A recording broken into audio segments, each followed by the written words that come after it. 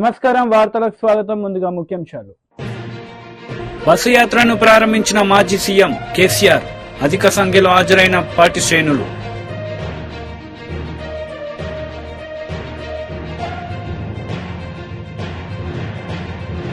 కాంగ్రెస్ భారీ బహిరంగ సభలో పాల్గొన్న సీఎం రేవంత్ రెడ్డి. ఎంపీ అభ్యర్థి కడియం కావ్యను గెలిపించాలని విన్నపం.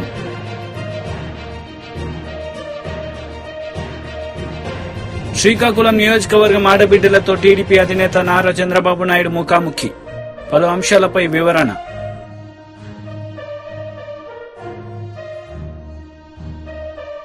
శ్రీకాకుళం నియోజకవర్గం ఆడబిడ్డలతో టీడీపీ అధినేత నారా చంద్రబాబు నాయుడు ముఖాముఖి కార్యక్రమం నిర్వహించారు. ఈ సందర్భంగా ఆయన మాట్లాడారు. ఎప్పుడు కూడా సంపద సృష్టించాలి, ఆదాయాన్ని పెంచాలి, పెంచిన ఆదాయాన్ని అభివృద్ధికి పెడుతూ మా పేదవాళ్లకు పంచితే అది నిజమైన ప్రజాస్వామ్యం. గాని అప్పులు తెచ్చి బటన్ నొక్కడం మా ముసలమ్మ కూడా చేయగలుగుతుంది. ఎవరో కాదా తల్లి, మీరే చెప్పండి. బటన్ నొక్కడం కష్టమైన పని అని మిమ్మల్ని అడుగుతున్నా. మీరు నొక్కలేరా అని మిమ్మల్ని అడుగుతున్నా. కానీ అది కాదు. సంపద సంపాదించేవాడు నాయకుడు, ఉద్యోగాలు కల్పించేవాడు నాయకుడు, దేశాన్ని ముందుకు తీసుకుపోయేవాడు నాయకుడు. దేశాన్ని వెనక్కి తీసుకుపోతూ ప్రజల్ని మోసం చేస్తూ మభ్య పెడుతూ దోచుకునేవాడు నీచుడని చెప్పి కూడా నేను మీకు తెలియజేస్తున్నా. ఈరోజు వచ్చాడు, ఇక్కడే తిరుగుతున్నాడు. నేను అడుగుతున్నా, ఉత్తరాంధ్ర ద్రోహి ఈ జగన్మోహన్ రెడ్డి ఈ జలగ అవునా కాదా అని మిమ్మల్ని అడుగుతున్నా. ఏం చేశావని ఇక్కడికి వస్తున్నావు? ఒక్క ప్రాజెక్టు కట్టావా? ఒక ఎకరాకు నీళ్లు ఇచ్చావా? లేకపోతే ఒక ఊరికి రోడ్డు వేసావా? ఒక నిరుద్యోగ ఉద్యోగాలు ఇచ్చావా? ఒక డిఎస్సీ పెట్టావా? ఈ ఆడబిడ్డల జీవితాల్ని మార్చే ప్రయత్నం చేశావా? ఏమీ చేయకుండా కథలు చెప్పడానికి వస్తున్నాడు. అందుకే కథలు చెప్పే వాళ్ళకి మీరందరూ కూడా చెక్ పెట్టాల్సిన అవసరం ఉంది. ఇదే కాకుండా నేను మీకు ఎప్పుడో చెప్పాను, ఆడబిడ్డలు చెప్తున్నా, ఇప్పుడు ఇచ్చిన కాలనీలు కూడా నేను రద్దు చేయను. ఆయన ఇచ్చింది 1 సెంటు, అది కూడా కట్టేది గూళ్ళు, ఇళ్లు కాదు. నేను ఊర్లు కడతానంటున్నాడు. ఆయన కట్టింది ఊర్లు కాదు, గూళ్ళు కట్టాడు. అవునా కాదా తల్లి? అగ్గిపెట్టి పెట్టాడు అక్కడ. ఆ ఇంట్లో కూర్చోవడానికైనా అవకాశం ఉందా మీకు? పడుకోవడానికి అవకాశం ఉందా మీకు? ఆ పేరుతో అప్పుల పాలైపోయారా లేదా మీరు? అది కూడా 1,50,000 ఇచ్చింది. కేంద్రం ఇచ్చే డబ్బులు, నరేంద్ర మోడీ గారు ఇచ్చే డబ్బులు. నరేగాలో వచ్చే 30,000 ఇచ్చారు. అంత తప్ప ఒక్క పైసా కూడా ఎక్కువ ఇవ్వలేదు. కానీ నేను మీకు హామీ ఇస్తున్నా, ఆ ఇండ్లు అక్కడే కడతాం. ఎవరికైతే ఇంటి జాగాలు లేవో వాళ్ళందరికీ 2 సెంట్లు 3 సెంట్లు భూమి ఇప్పించి మీకు ఇండ్లు కట్టించే బాధ్యత మాది. ఇది కాకుండా టిడ్కో ఇళ్లు నేనే కట్టాను. పెద్ద పెద్ద రోడ్లు వేశాను. మంచినీరు, డ్రైనేజీ, కరెంటు, అన్ని సకల సౌకర్యాలు తీసుకొచ్చాను. ఇతను వచ్చిన తర్వాత ఆ ఇండ్లన్నిటికి రంగేసుకున్నాడు. కానీ మీ జీవితాలు మార్చలేదు, మీకు ఆ ఇళ్లు ఇవ్వలేదు. ఇప్పుడు హామీ ఇస్తున్నా, ఎవరైతే డబ్బులు కట్టారో వారికి ఆ ఇళ్లు ఇచ్చే బాధ్యత నాది, ఉచితంగా ఇచ్చే బాధ్యత నాదని మీ అందరికీ హామీ ఇస్తున్నా. ఆ ఇండ్లు కట్టిస్తాం, ఇంటి జాగాలు ఇస్తాం, పేదవాళ్ళందరికీ ఇళ్లు కట్టించే బాధ్యత నాది. ఇంకో పక్క పెన్షన్లు. దుర్మార్గుడు శవ రాజకీయాలు చేస్తున్నాడు. ఎంత బీఆర్ఎస్ పార్టీ అధినేత కేసీఆర్ బస్సు యాత్రను ప్రారంభించారు. ఈ సందర్భంగా భారీ సంఖ్యలో పార్టీ శ్రేణులు, నేతలు, అభిమానులు హాజరయ్యారు.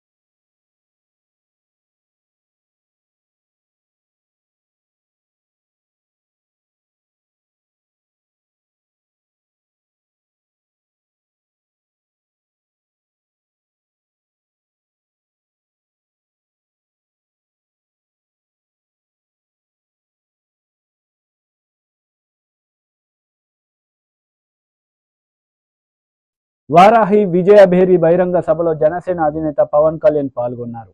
ఈ సందర్భంగా సీఎం జగన్ పై నిప్పులు చెరిగారు. ఇప్పుడు మీరు జై భీమ్ అని చెప్తున్నారు. ముఖ్యంగా నా ఎస్సీ సోదరులకు చెప్తున్నా, 27 పథకాలు తీసేశారమ్మా ఆయన.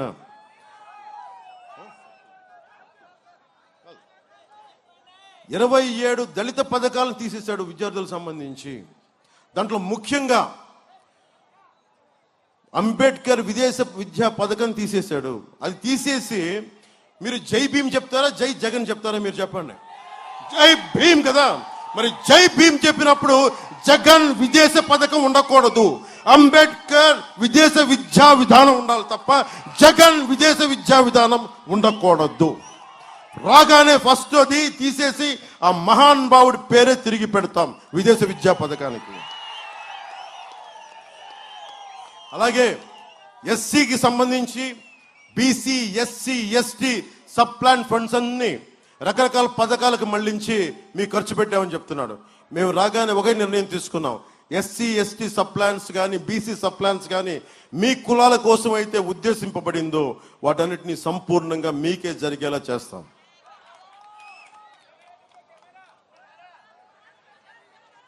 ఈ రోజున ఎన్నికల్లో హామీ ఇస్తున్నాం. మీకు తెలిసిన సంగతి, వైసీపీ వ్యతిరేక ఓటు చేయాలని ఇవ్వనంటే దాని పర్యవసానం ఈరోజు ఇక్కడ నిలబడి ఉన్నాం. అందుకే చెప్తున్నా, ఈరోజు నేను మీ అందరి తరఫున అడుగుతున్నా, ఎన్నికల్లో హామీ ఇచ్చిన ప్రతి కార్యక్రమం అమలయ్యే విధంగా చూసే బాధ్యత పవన్ కళ్యాణ్ జనసేనది. దీనికి మీరు ఈ రోజున మెచ్చుకోళ్ళు తిడుతున్నారు, మీరు మెచ్చుకుంటున్నారు. రేపు పొద్దున తప్పు చేస్తే నన్ను నిలదీసే హక్కు కూడా మీకుంది ప్రజాస్వామ్యాలను మీకు తెలియజేస్తుంది. నేను భయపడట్లా. ఎందుకు భయపడట్లా? నాకు జగన్ లాగా 1000 కోట్ల అవసరం లేదు. అరే, ఉన్న బలాన్ని, శక్తిని, మీరు ఇచ్చిన ప్రేమని తీసుకుని మీకోసం పనిచేస్తాను. అందులో నాకు భయాలు ఉండవు.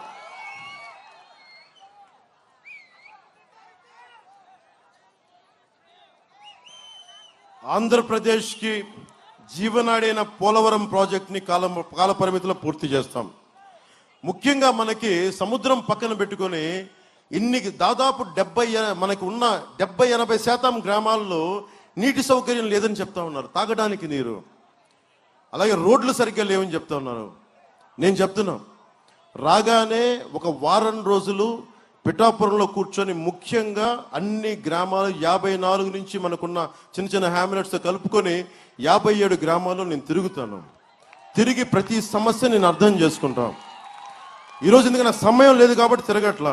కానీ నేను చెప్తున్నాను, గెలిపించిన తర్వాత మీకు నా మీద సర్వ హక్కులు ఉంటాయి. అందుకు నేను వస్తాను ప్రతి గ్రామం వచ్చి, ఎక్కడ నీళ్లు లేవు, ఎక్కడికి ఇబ్బందులు ఉన్నాయి, ఎక్కడ రైతాంగానికి కాలువలు సమస్యలు ఎక్కడున్నాయి, అవన్నీ నేను కూర్చొని చాలా తక్కువ సమయంలో మీకు కష్టాలన్నిటి కూర్చొని నేను తీర్చేలాగా నేను ఒక బలమైన ప్రణాళికతోటి నేను, వర్మ గారు, ఇలాంటి అందరం కూర్చొని ముఖ్యంగా పిఠాపురానికి సంబంధించి, కొత్తపల్లి, ఉప్పాడ, మన గ్రామాలన్నిటికి సంబంధించి ముఖ్యంగా తాగునీరు మీకు వచ్చే బాధ్యత మేము తీసుకుంటాం. ఏం అడగలు చాలా మంది అడిగారు నన్ను ఒకటే, నువ్వేమి చెయ్యొద్దయ్యా, మాకు వచ్చి కొంచెం మాకు తాగే నీళ్ళు ఇప్పించవా.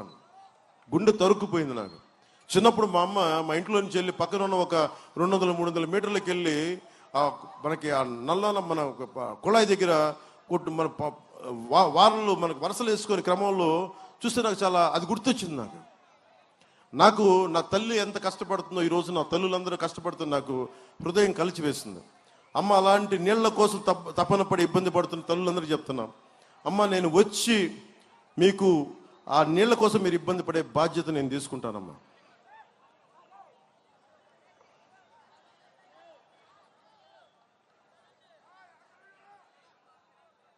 అలాగే కూటమి వచ్చి యువతకి కాంగ్రెస్ భారీ బహిరంగ సభలో కడియం శ్రీహరి, ఎంపీ అభ్యర్థి కడియం కావ్య పాల్గొన్నారు. ఎంపీగా గెలిపించాలని వారు కోరారు. సామ్రాజ్యం వరంగల్కు ఒక పెద్ద వారసత్వ సంపద ఉన్నది, ఒక గొప్ప హెరిటేజ్ ఉన్నది. కానీ మా దురదృష్టం, ఈ వరంగల్ జిల్లా ప్రజలెవరు కోరుకోకుండానే 6 ముక్కలైపోయింది. ప్రజలెవరు కోరుకోకుండానే 6 ముక్కలైపోయింది. ఆ 6 ముక్కలయ్యే విధానాన్ని నేను వ్యతిరేకించినందుకు ఆ తర్వాత నన్ను పక్క కూడా పెట్టడం జరిగింది. చివరికి వరంగల్ పట్టణాన్ని కూడా 2 ముక్కలు చేసి ఒక ముక్కను హన్మకొండలో ఇంకొక ముక్కను వరంగల్ జిల్లాలో పెట్టడం జరిగింది. ఇది సరి అయింది కాదు అని అనేక సందర్భాలలో నేను ప్రభుత్వంలో ఉన్నప్పుడు లేనప్పుడు పెద్దల దృష్టికి తీసుకొచ్చినా పట్టించుకోలేదు. నేను మీకు విజ్ఞప్తి చేసేది ఒకటే, హైదరాబాదు నిజాం నవాబుల ఏలుబడిలో ఆనాడు కొంత అభివృద్ధి చెందితే మా వరంగల్ జిల్లా మాత్రము బ్రహ్మాండంగా కాకతీయుల ఏలుబడిలో అభివృద్ధి చెందింది. ఇవాళ గొప్పగా చెప్పుకునే పాకాల, రామప్ప, లక్నవరం, గణపురం చెరువులు గాని, మా ధర్మసాగర్ చెరువు గాని, అదేవిధంగా 1000 స్తంభాల గుడి గాని, ఫోర్ట్ వరంగల్ గాని, అనేక కళా సంపద ఈ వరంగల్లో ఉన్నది. ఒక మాటలో చెప్పాలంటే వ్యవసాయానికి పెట్టింది పేరు వరంగల్. వ్యవసాయానికి రైతులు కూడా బ్రహ్మాండమైన పంటలు పండించే జిల్లా మా వరంగల్ జిల్లా. తెలంగాణలో 2వ అతిపెద్ద పట్టణమైన వరంగల్ సరి అయిన అభివృద్ధికి నోచుకోలేదు. హైదరాబాద్ తర్వాత వేగంగా అభివృద్ధి చెందవలసిన వరంగల్ మహానగరము అభివృద్ధి చెందలేదు. నాకు పరిపూర్ణమైన విశ్వాసం ఉన్నది. రేవంత్ రెడ్డి గారి నాయకత్వం పైన వద్దా మీరందరూ ఆలోచించండి. రిజర్వేషన్స్ రాజ్యాంగాన్ని ఎత్తేస్తా అంటున్న నరేంద్ర మోడీని ఎట్టి పరిస్థితుల్లో 3వ ప్రధానమంత్రిని చేయొద్దని మీ అందరికీ కూడా చేతులెత్తి విజ్ఞప్తి చేస్తున్నాను. రాహుల్ గాంధీ గారు వాళ్ళ పార్టీ కాంగ్రెస్ పార్టీ త్యాగాల పార్టీ. తండ్రి గారు చనిపోయినా కూడా వారికి అవకాశం వచ్చినా కూడా ప్రధానమంత్రిగా చేయలేదు. కానీ ఇప్పుడు టైం ఆసన్నమైంది. రాహుల్ గాంధీ గారిని ప్రధానమంత్రిని చేసుకునే అవసరం మన భావితరాలకి, మన భారత్ బంగారమయం అవ్వాలంటే రాహుల్ గాంధీ గారిని ప్రధానమంత్రిని చేసుకోవాల్సిన అవసరం ఎంతైనా ఉంది. అటు చూస్తే నరేంద్ర మోడీ చర్చిల పైన, మసీదుల పైన బుల్డోజర్లు ఎక్కిస్తున్నాడు.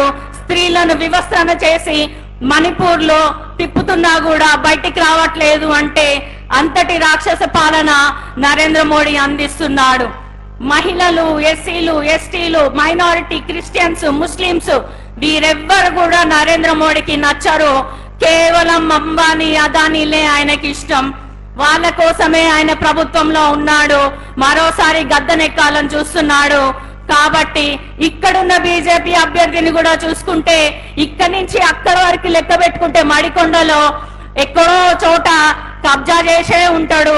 ఆ కబ్జా లెక్కలేనన్ని ఉన్నాయి. కాబట్టి ఆయన ఒక భూబకాసురుడు.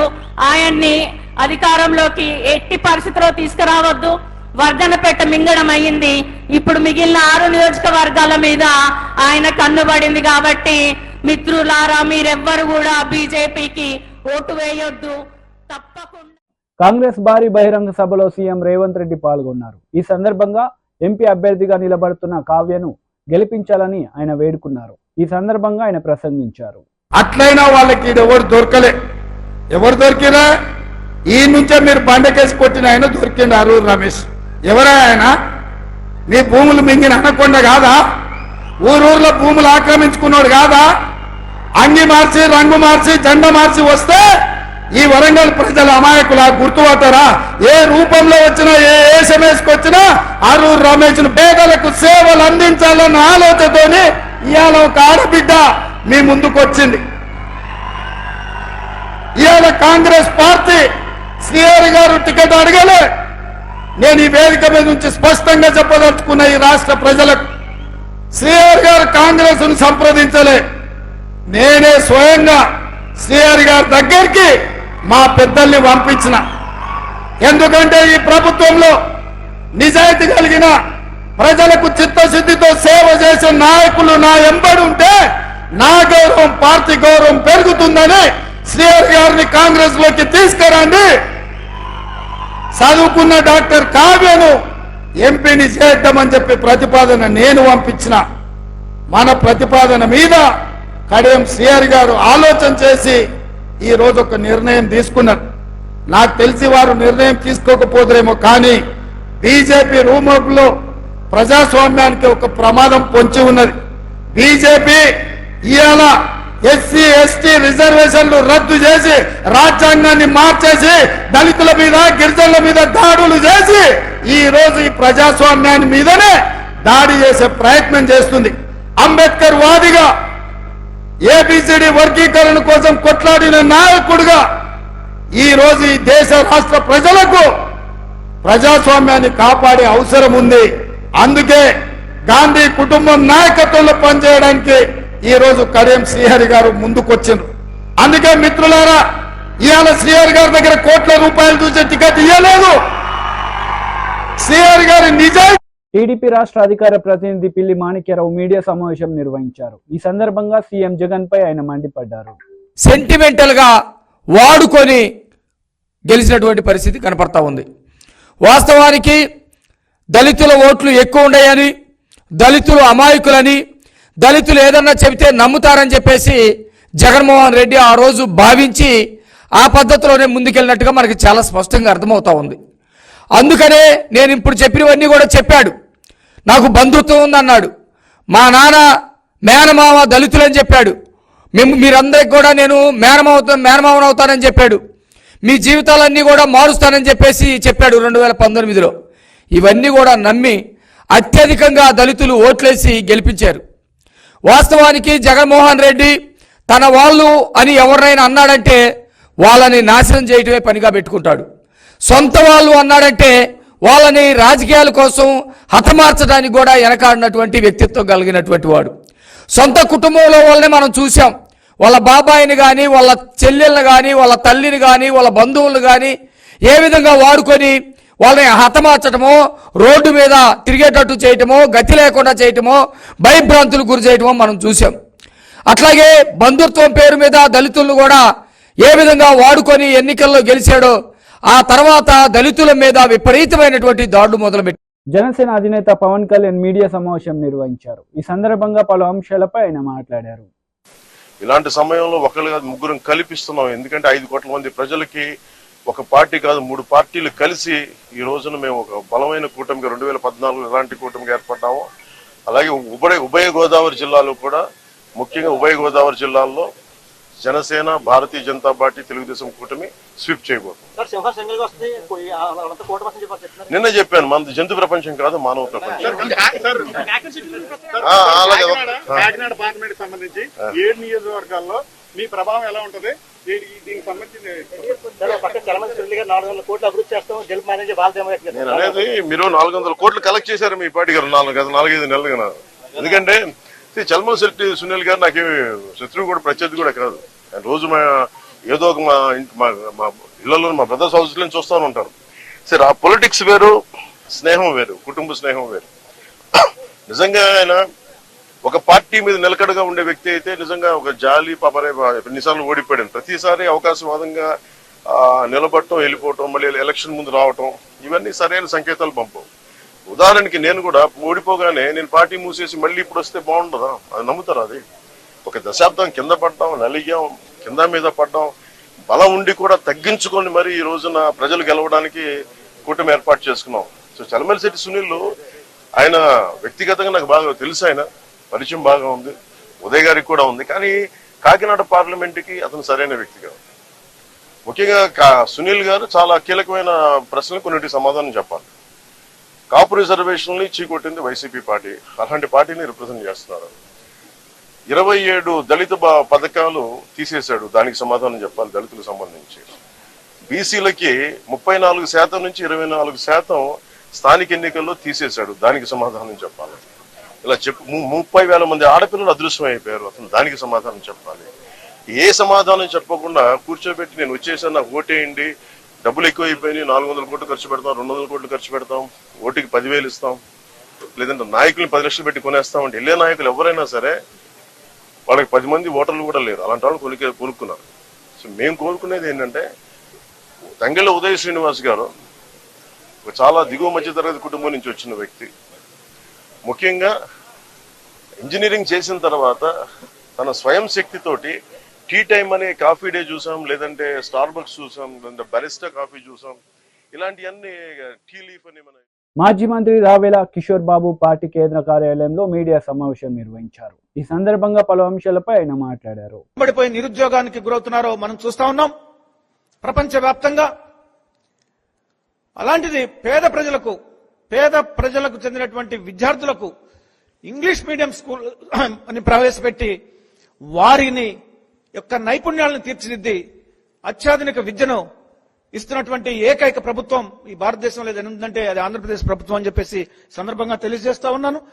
ఈ రోజు వచ్చినటువంటి రిజల్ట్ చూస్తే స్పష్టంగా జగన్మోహన్ రెడ్డి గారు ప్రవేశపెట్టినటువంటి ఈ యొక్క విప్లవాత్మక చారిత్రాత్మక విద్యా వ్యవస్థలో సంస్కరణలు ఏవైతే ఉన్నాయో, పథకాలు ఏవైతే ఉన్నాయో వాటి ఫలితాన్ని ఈరోజు చూస్తున్నాం. మనం ఈరోజు 10వ తరగతి రిజల్ట్స్ వచ్చాయి. 86.69% ఉత్తీర్ణులయ్యారు జనరల్ గా అందరు విద్యార్థులకు సంబంధించినటువంటి రిజల్ట్ ఇది.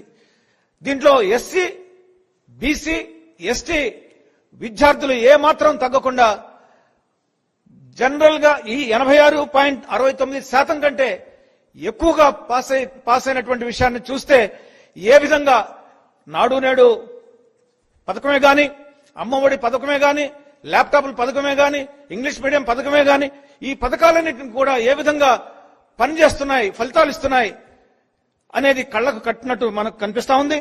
బీసీ గురుకులాలు అయితే 98.43% ఉత్తీర్ణత సాధించారు.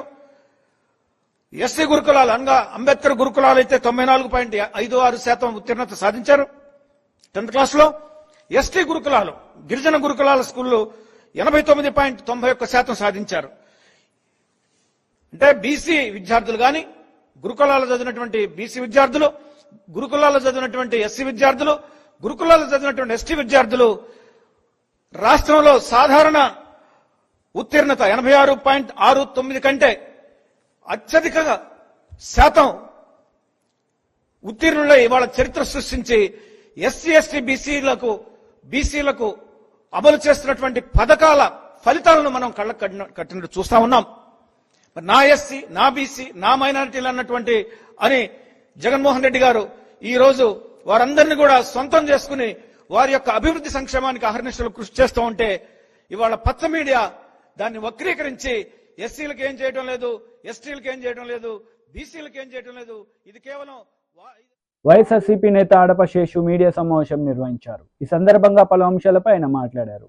విసిగిపోతా ఉన్నారు. మాట్లాడితే నేను ప్రశ్నిస్తాను, నేను చేస్తాను, నేను చూస్తాను, నేను పగలు తీసేస్తాను. ఏం పీకేస్తావు? ప్రజల మీద పరిపాలన అంటే ఆ బాధలు నీకు తెలుసా? 2 రోజులు తిరిగితే 3 రోజులు పడుకుంటున్నావు ఆరోగ్యం బాగోలేదని. కానీ జగన్మోహన్ రెడ్డి గారు పార్టీ పెట్టి 14 సంవత్సరాలు, దాంట్లో ప్రతిపక్ష నాయకుడిగా 5 సంవత్సరాలు ఎన్ని కష్టాలు పడ్డారో తెలుసా నీకు? ఎన్ని బాధలు పడ్డారో తెలుసా నీకు? చంద్రబాబు నాయుడు కుయుక్తులకి కేసులు కట్టించుకొని సబ్జైలు చేసి ప్రజల కోసం ఆయన వెన్ను తిరగకుండా పోరాటం చేసినటువంటి నాయకుడు జగన్మోహన్ రెడ్డి గారు. అది నాయకుడి లక్షణం అంటే. అది ఒక పార్టీ అధినేతగా రొమ్ము విరిచి ప్రజల కోసం, ఆయన పార్టీలో ఉన్నటువంటి కార్యకర్తల కోసం, పార్టీ కోసం పాదయాత్ర పెట్టి ఆ దుర్మార్గమైనటువంటి పరిపాలనలో కూడా ప్రాణాలకు తెగించి ఆయన పాదయాత్ర చేసి పార్టీని నిలబెట్టిన వ్యక్తి జగన్మోహన్ రెడ్డి గారు. అటువంటి నాయకుడు ప్రజల్లో అన్ని కులాలని, అన్ని మతాలని, అన్ని ప్రాంతాలని తిరిగి వాళ్ళ సమస్యలు తెలుసుకొని ఈ రాష్ట్రంలో కొత్త సంస్కరణలు తీసుకొచ్చినటువంటి వ్యక్తి జగన్మోహన్ రెడ్డి గారు. మరి ఈ సంస్కరణలు తీసుకొచ్చినటువంటి సంస్కరణలకి భారతదేశంలో ఉన్నటువంటి అన్ని రాష్ట్రాలు, ఆంధ్ర రాష్ట్రం చూస్తా ఉన్నాయి. అది జగన్మోహన్ రెడ్డి గారు అంటే. మీరు ప్రశ్నిస్తారంటే కొత్తగా సంస్కరణలు తీసుకొచ్చారని ప్రశ్నిస్తావా? లేదా పేద ప్రజలకి సంక్షేమ నిధులన్నీ కూడా జగన్మోహన్ రెడ్డి గారు వాళ్ళకి దోచిపెట్టేస్తున్నాడని ప్రశ్నిస్తావా? లేకపోతే జగనన్న హౌసింగ్ ద్వారా పేదలకి గూడు లేని పేదలకి ఇళ్లు ఇచ్చేస్తున్నాడని ప్రశ్నిస్తావా? దేనికి ప్రశ్నిస్తావు పవన్ కళ్యాణ్ అడుగుతా ఉన్నా. నీ దుర్మార్గమైనటువంటి చేష్టలకి 2014లో జన్మభూమి కమిటీలు దోచేసుకుంటా ఉంటే ఎందుకు ప్రశ్నించలేకపోయావు పవన్ కళ్యాణ్ అడుగుతా ఉన్నా.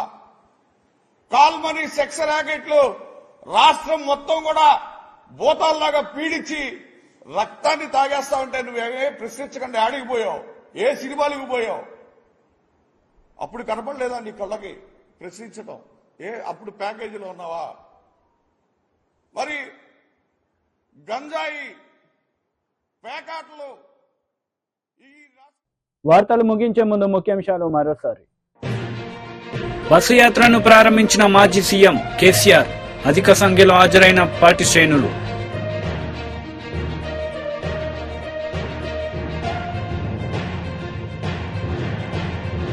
కాంగ్రెస్ భారీ బహిరంగ సభలో పాల్గొన్న సీఎం రేవంత్ రెడ్డి, ఎంపీ అభ్యర్థి కడియం కావ్యను గెలిపించాలని విన్నపం.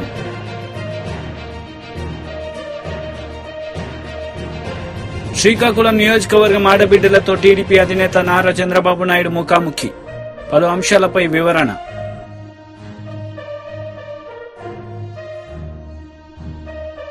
ఈ వార్తలు ఇంతటితో సమాప్తం. తిరిగి ప్రసారమయ్యే వార్తలు మళ్ళీ కలుద్దాం. అంతవరకు సెలవు. నమస్తే.